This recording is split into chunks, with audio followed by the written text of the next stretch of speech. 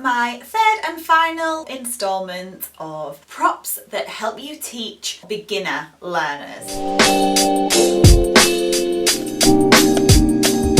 Today I'm talking about my favourite prop. Ta-da! The simple whiteboard. I love the whiteboard because it is so versatile. This A4 size is also nice and small. It's handy if you are a location independent free spirit that needs something to just slide into a suitcase or a backpack when you hop maybe from one Airbnb to the next or one country to the next. So how can you use a whiteboard for young learners? Number one, a simple one, is Pictionary. To encourage them to speak, I would simply start drawing something. A rabbit always goes down well until they say what it is. I'm no Bob Ross, by the way. This is not going to be some interesting art lesson for anyone. We don't make mistakes.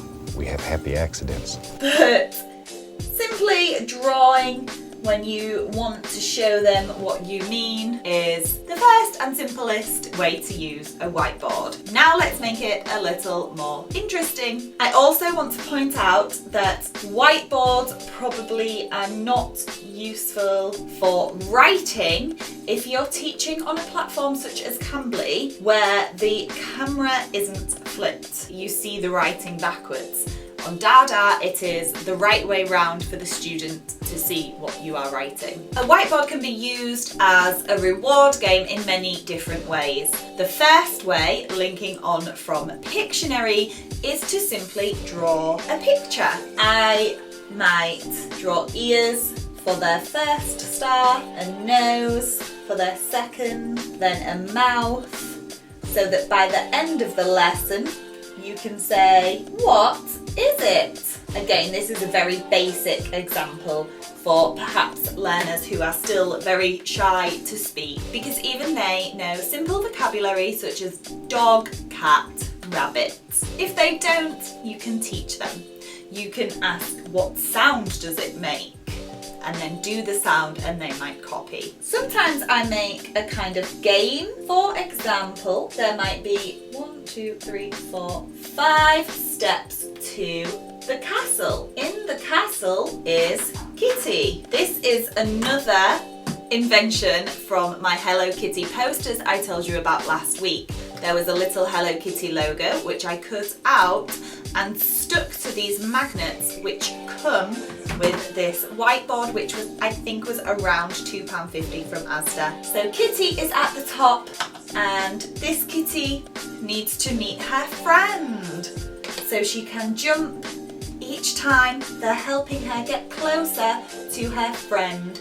You can make it more complicated with questions at each level or with a challenge at each level until they get to the top at the end of the lesson and the kitties can say, thank you, bye bye. I also often use the whiteboard for songs like 5 Little Speckled Frogs and The Wheels on the Bus. Again, flashcards can help for the wheels on the bus. Sometimes we make it a zoo bus. So Kitty is driving the bus and on comes elephant and on comes zebra. It isn't the prettiest. I would draw it a little bit neater than this, but not too neat really, because sometimes you get them with no notice, so you need to think on your feet. And that is why a whiteboard is so handy, because you can draw as you talk and say, look what I've got. And you can base your game on the initial introduction to the child, whether they are very shy, if they might not like singing so much, or whether they are full of beans and you know you need to make the lesson as visual as possible to keep their attention. The final song I'm going to show you today, just to keep this video nice and nippy, is 5 Little Speckled Frogs. I would draw 5 frogs. If it's a trial, I might draw 3 frogs.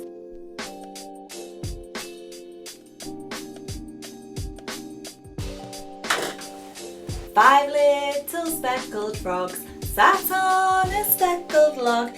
eating the most delicious bugs. One jumped into the pool, then you can wipe it off to show them it's gone. Where it was nice and cool, now they're where. And usually at this level, they will shout, 2 speckled frogs. Ribbit, ribbit. The ribbit normally goes down well too. Are you a teacher? What games do you play on a whiteboard? I would love to know. I think the more lessons we all have in our memory bank, the better, so that we can keep our lessons interesting and keep switching it up for our regular students. I hope you found this video useful. If you did, please give it a thumbs up and subscribe if you want more tips like this. I will try to keep them coming. I hope to hear from you soon.